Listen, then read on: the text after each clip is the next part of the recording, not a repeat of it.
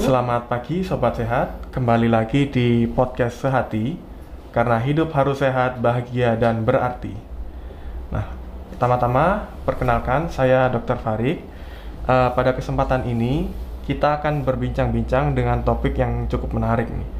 Obrolan yang akan kita bahas yaitu tentang bagaimana cara kita agar tetap menjaga pola hidup sehat dan bersih selama di bulan puasa ini. Nah, saat ini kita sudah kedatangan narasumber yang luar biasa, yaitu dengan Dr. Mita. Selamat pagi, Dokter. Selamat pagi. Bagaimana kabarnya, Dokter? Alhamdulillah baik. Sehat, ya. Puasanya bagaimana? Lancar, Alhamdulillah. Ya. Nah, jadi begini, Dok. Di bulan puasa ini kan penting sekali bagi kita supaya agar tetap menjaga kesehatan, supaya tidak mudah sakit. Nah, mungkin apakah ada tips-tips atau saran nih, Dok, hal apa saja yang perlu diperhatikan saat bulan puasa ini supaya kondisi kita ini tetap sehat saat beraktivitas? Oke. Ya, jadi selama bulan puasa sebenarnya sama ya cara menjaga kesehatannya meskipun tidak puasa maupun puasa ya. Jadi ya secara umum tetap kita harus memperhatikan pola makan gitu. Jadi kebutuhan kalori harus terpenuhi. Lalu kebutuhan gizi, makronutrien maupun mikronutriennya ya juga harus terpenuhi lewat makanan. Lalu pola istirahat ya, harus istirahat yang cukup. Lalu asupan minuman, asupan cairan ya, jadi dari air putih itu juga harus cukup. Kemudian jangan mager, jadi harus tetap beraktivitas seperti biasanya, juga harus ditambah dengan olahraga ya, karena itu semua penting untuk menjaga kesehatan kita supaya tetap bugar, tetap sehat, dan jadi bisa beraktivitas, beribadah di bulan puasa ini lebih optimal gitu. Kalau kita tidak menjaga kesehatan, maksudnya di bulan puasa ini aur-auran ya, makannya ngawur lah ya wes lah, yang penting makan, atau kemudian tidurnya kurang gitu ya, lalu juga tidak olahraga, kurang minum juga sampai dehidrasi, pasti akan mengakibatkan perubahan-perubahan dalam tubuh yang mana nanti juga akan mengganggu kegiatan kita gitu di bulan puasa terutama gitu. Ya. Jadi kurang lebih sama ya, Dok, seperti bulan-bulan sama, sebelumnya. Cuma nanti kita akan bahas lagi ya tipsnya lebih lanjut gimana sih kalau secara spesifik di bulan puasa gitu. Jadi mungkin bedanya kalau di bulan puasa ini mungkin lebih diatur aja waktunya gitu. Tapi untuk asupan makanannya dan aktivitasnya dan jumlah istirahatnya juga perlu diperhatikan lebih ya. Nah, jawabannya menarik sekali, Dok. Kemudian kira-kira apakah ada makanan-makanan tertentu atau bagaimana cara kita supaya menjaga pola makan, apalagi saat berbuka dan sahur yang dianjurkan supaya tubuh kita supaya tahan di bulan puasa ini? Yang pertama kita harus perhatikan tadi ya, kebutuhan kalori harian itu harus terpenuhi. Caranya gimana? Karena pola makan kita di bulan puasa ini berubah, yang biasanya kita bisa makan pagi, siang, dan malam, kita kan cuma bisa makan di waktu jam sahur lalu jam buka ya. Nah itu kan berarti sangat penting bagi kita untuk tetap makan sahur, jadi jangan skip sahur.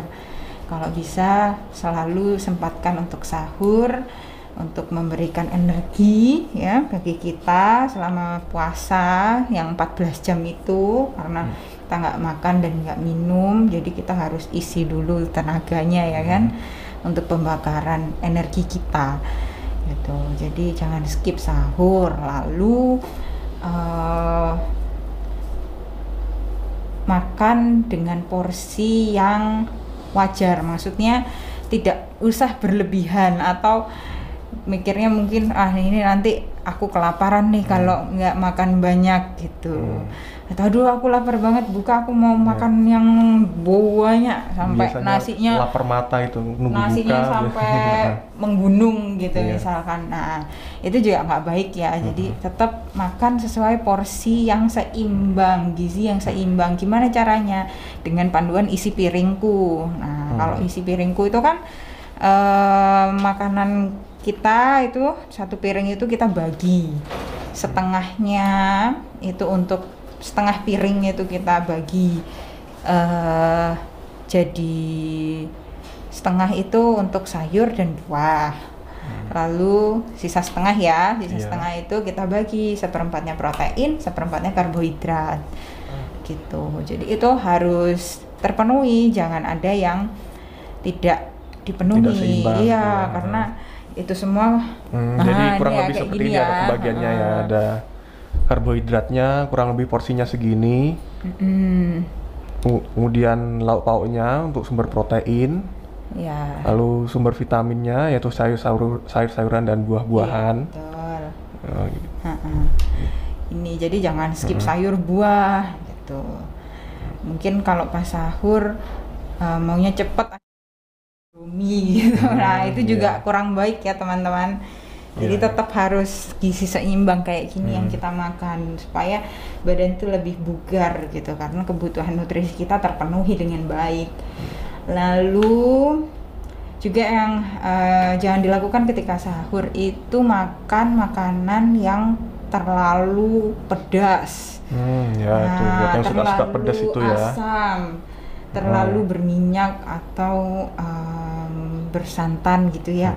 Karena makanan-makanan seperti itu bisa mengganggu pencernaan kita. Nah, yang dikhawatirkan adalah ketika pencernaan kita terganggu bisa mengakibatkan diare. Nah, kalau kita lagi puasa, kemudian diare, udah nggak ada masukan makanan selama 14 jam, udah gitu keluar terus kan terus, makin lemes makin lemes ya.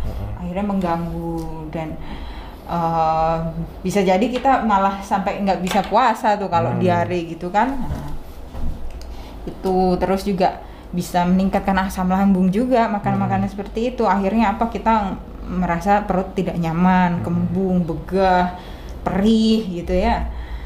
Terutama untuk orang-orang yang punya memang riwayat sakit asam lambung itu harus diperhatikan sekali ya untuk makan sahurnya, gak boleh sembarangan memang ya. Jadi pilih lauk makanan itu yang netral gitu, jangan yang terlalu pedas, terlalu asam, terlalu berbumbu kuat, terlalu berminyak kayak gitu.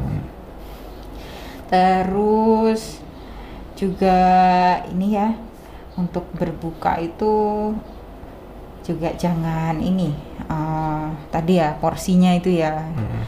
Terus juga jangan terlalu banyak manis-manis, gorengan kayak gitu, karena gorengan itu dari minyaknya aja, apalagi kalau beli ya minyaknya mungkin kurang baik, itu juga akan nggak nyaman di tenggorokan. Takutnya nanti besoknya ketika puasa seri-seri gitu kan, nggak enak ya, nggak nyaman sakit, kan. Padahal nggak bisa minum, nggak bisa apa gitu, jadi tidak nyaman. Lalu kalau makan gorengan juga kalorinya gorengan itu aja udah berapa gitu, satu gorengan tuh bisa 150 kalori gitu cukup tinggi ya kalorinya, cukup tinggi.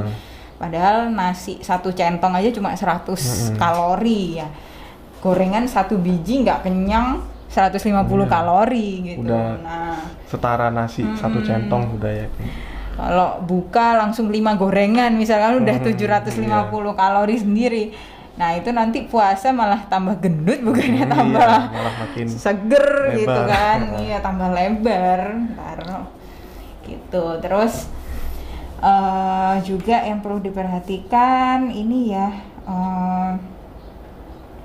minuman yang berkafein itu juga kalau bisa dihindari, karena kalau kafein itu mengakibatkan kita produksi kencingnya berlebih. Akhirnya apa yang kita minum itu nanti keluarnya banyak juga. Akhirnya ya cairan tubuh kita malah loss di situ kan. Padahal kita perlu menjaga cairan tubuh kita tuh selama 14 jam itu untuk menghidrasi tubuh. Tapi udah loss duluan karena keluar lewat kencing karena dipicu oleh zat kafein tadi. Kafein itu ada di soda, ada di kopi, teh gitu.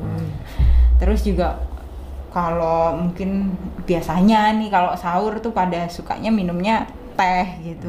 Teh kadang nah, juga. Sebenarnya itu kurang disarankan. Lalu ketika buka juga langsung teh dulu misalkan gitu. Atau yang seger-seger akhirnya beli es terus ada sodanya gitu, kayak gitu. Itu juga kurang baik. Gitu. Apalagi juga asupan gula kan memang harus dibatasi ya. Gitu. Terus apalagi ya sudah itu sih kira-kira. Jadi kalau memang untuk jaga makanannya.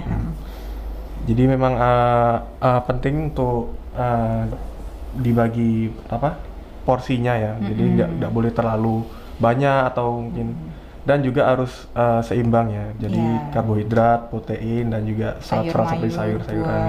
Juga ada beberapa makanan yang nggak boleh dikonsumsi terlalu banyak ya, kayak tadi misalnya makanan yang berlemak seperti gorengan dan kafein dan minuman-minuman yang mengandung gula tinggi. Iya, betul.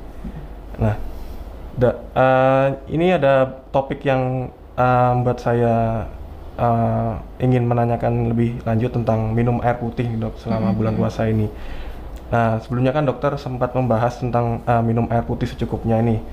Nah, itu kira-kira kebutuhan asupan cairan kita itu seberapa ya, Dok? Kemudian efek apa saja yang terjadi apabila kita mengalami kelebihan cairan atau kekurangan cairan. Jadi kelebihan dan kekurangannya itu apa sih, Dok?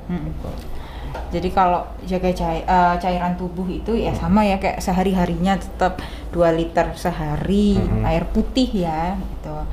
Jadi kalau di bulan Ramadan ya bedanya cuma kita atur jam minumnya aja, waktu-waktu untuk minumnya. Paling gampangnya sih 2 liter itu kita bagi minumnya. Jadi biar bisa nge-monitor gitu. Kira-kira udah cukup belum ya gitu. Monitornya gampang aja sih sebenarnya dengan diinget-inget 2-4-2 metodenya ya. 2-4-2. Jadi 2 gelas ketika sahur, 4 gelas ketika malam hari setelah berbuka sampai mau tidur. Kemudian 2 gelas saat berbuka. Saat berbuka. 2-4. Ya, 2 saat sahur, 2 saat buka, lalu 4 saat malam hari sampai menjelang tidur. Ya gitu. Gampangannya sih gitu ya. Jadi supaya naker cukup enggaknya itu dari situ. Terus tanda-tandanya kalau kurang cairan tuh pasti kerasa kok di badan. Kita pasti kerasa lebih haus, kering gitu kayaknya. Mulut tuh kering, mukosa bibir tuh kering, tenggorokan tuh seret. Nah, itu tanda kurang cairan tuh itu satu. Kemudian kencingnya jadi pekat, warnanya kuning sampai coklat kayak teh itu juga bisa. Kalau kurang cairan, kalau cukup itu kan warnanya pasti bening ya. Gitu. Terus lemes gitu, kayak ngantuk, kayak lunglai, letih, lesu. Kurang gitu. bersemangat. Iya, jadi nggak semangat gitu.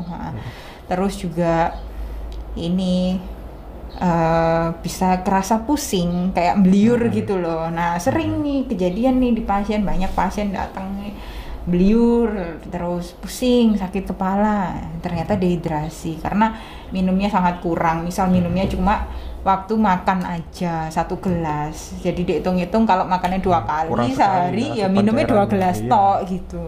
Itu sangat kurang ya. Selain dari air putih, kita juga bisa menambah cairan itu dari ini ya, makanan yang banyak mengandung air. Buah misalkan ya kayak dari semangka, melon, pir. Yang tinggi serat ya. Iya, jadi milih buahnya itu pilih yang banyak cairannya gitu, yang banyak airnya, yang kaya air. Terus juga makanannya kalau bisa pilih yang berkuah, ya, sup-sup gitu. Bayam gitu, iya, bayam. Lalu juga tadi ya hindari makanan, hindari kafein itu juga penting ya untuk kembali kebutuhan. Lagi ya. Terus Apalagi sudah itu aja sih. Nah, Kalau berlebihan juga nggak baiknya itu kita jadi kencing-kencing terus. Jadinya kalau kerja ginjal berlebih, kencing-kencing terus ya sama aja loss juga cairannya. Karena kebutuhan cairan kita tuh, tubuh tuh udah punya takarannya sendiri gitu loh. Kalau nggak dibutuhkan dia pasti akan dibuang gitu. Akhirnya ya kalau berlebihan ya efeknya pasti jadi sering kencing. Ada kan yang sampai anyang-anyangan gitu. Habis sahur gara-gara minumnya banyak gak berhenti kencingnya dari selesai sahur sampai pagi gitu, sampai kerja itu gitu jadinya anyang-anyangan tuh ada yang sampai kayak gitu. Jadi penting ya untuk kita tahu porsi cairan tubuh kita, apa yang akan kita konsumsi untuk cairan tubuh kita nih. Jadi minumnya itu jangan langsung dalam satu waktu, misal pas sahur langsung 5 gelas, pas buka 5 gelas, nggak gitu, tapi kita bagi.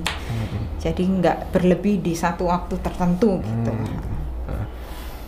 Nah, kalau minum-minuman yang seperti es-es atau yang dingin-dingin itu dok, apakah termasuk pantangan atau sebaiknya dihindari ya? Dihindari ya. Soalnya satu, kalau sebenarnya sih nggak apa-apa, maksudnya nggak yang sampai membahayakan. Hanya saja yang perlu diperhatikan kadang tuh kalau es-esan kalau beli di luar bahannya satu, es batunya tuh bersih enggak, airnya bersih enggak. Nah, itu semua kan potensi kalau ada bakteri atau apa kan potensi membuat penyakit gitu kan ya. Jadinya radang jadi batuk pilek kayak gitu. Nah, karena kita lagi puasa nih, sebisa mungkin kita jaga kondisi kita benar-benar optimal kan. Jadi sebaiknya yang kayak gitu-gitu dikurangi. Dan sebenarnya kalau untuk puasa karena asam lambung tuh kan kita pasti diproduksi berlebih ya karena kosong perutnya lama gitu ya.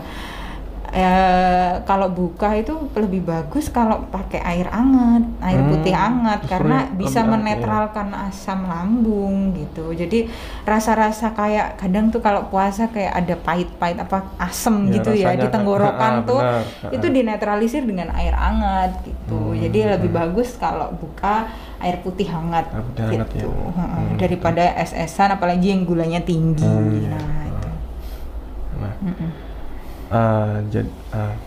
Tadi dokter kan sempat membahas tentang istirahat yang cukup nih ya dok.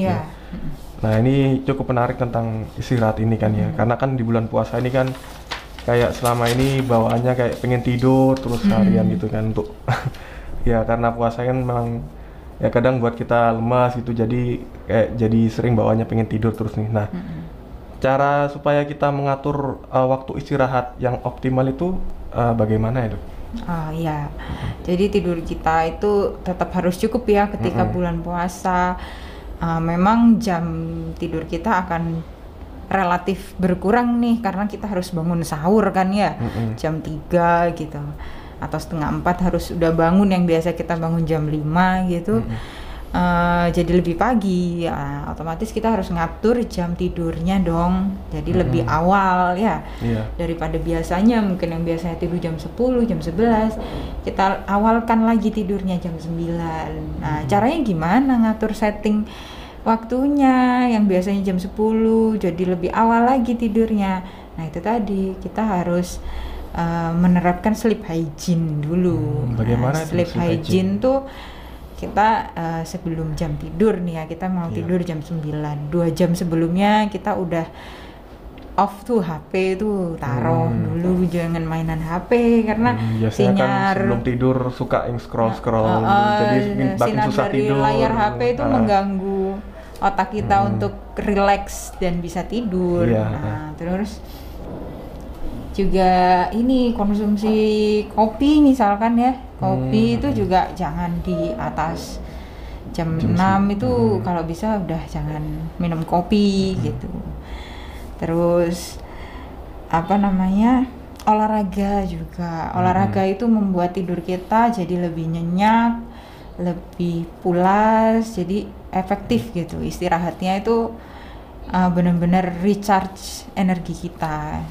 Kalau Yang kurang olahraga biasanya ya itu insomnia, susah tidur, gelisah atau kebangun-kebangun kayak gitu. Terus juga hindari olahraga berat 3 jam sebelum tidur ya. Soalnya kalau olahraganya berat 3 jam sebelum tidur tuh pasti over exhausted, jadinya tubuh itu malah jadi nggak bisa off gitu loh. Kayak masih aktif semua ini ototnya gitu. Mau dipaksa tidur tuh susah gitu. Habis olahraga. Iya, apalagi jarum-jarum kayak apa kayak gitu. Jadi semakin sulit untuk tidur. Terus ini kalau bisa pagi itu kena matahari, jadi supaya kita tuh terreset lagi irama sirkadiannya. Jadi kan kita kan ada, tubuh kita kan mengikuti irama sirkadiannya. Nah dengan kena matahari itu tadi tubuh kita itu langsung ngeriset irama sirkadian. Oh ini waktunya aktivitas, nanti malam jam sekian itu sudah waktunya tidur. Jadi tubuh itu nanti kayak di set sendiri untuk memulai tidur sendiri, gitu ya. Gitu sih. Nah tadi kan dokter sempat menyebutkan tentang olahraga itu kan. Nah itu kan salah satu bentuk aktivitas yang cukup memerlukan energi gitu kan ya. Nah kira-kira aktivitas yang cukup dilakukan selama bulan puasa itu yang sekiranya porsinya seberapa sih dok? Apakah harus yang lama gitu olahraganya atau yang sebentar-sebentar aja, dan kemudian waktunya yang kira-kira tepat itu kapan ya dok? Oh iya, ya olahraga ini tetap penting ya ketika bulan puasa. Jadi bukan berarti kalau puasa tuh kita off juga olahraganya. Olahraga yang baik kalau waktu puasa itu sekitar 1 jam sebelum jam buka.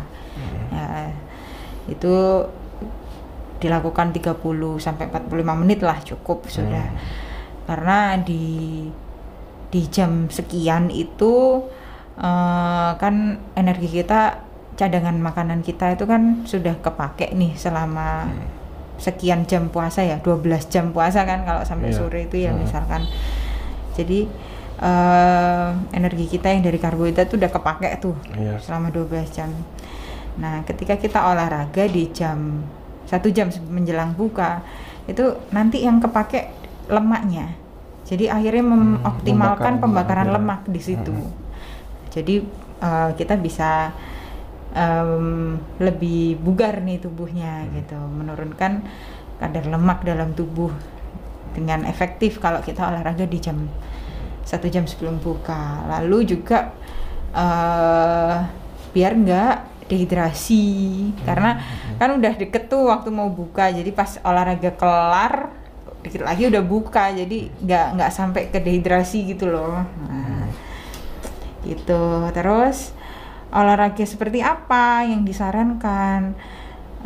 Yang intensitasnya rendah. Jadi intensitas rendah itu maksudnya kalau kita olahraga tuh kita masih, pas kita lagi olahraga tuh kita masih bisa ngobrol, masih bisa ngomong full satu kalimat tanpa harus ngos-ngosan gitu. gitu. Jalan-jalan santai gitu ya. Iya, misal jalan cepat, sepedaan tapi pace-nya nggak terlalu kenceng ya, sepeda santai gitu aja. Terus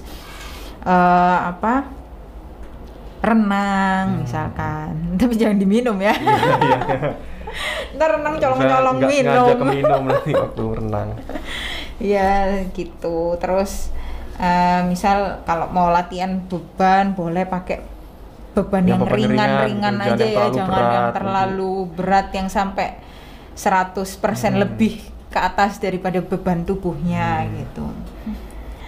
Terus apalagi ya? Itu sih kalau olahraga, kalau bisa ya tetap minimal 3 kali seminggu gitu, selama intensitas 30 sampai 45 menit. Waktunya yang paling baik yaitu 1 jam sebelum buka puasa gitu. Ya, jadi untuk aktivitas olahraga ini cukup penting ya selama bulan puasa. Jadi ada beberapa hal yang perlu diperhatikan, seperti kita harus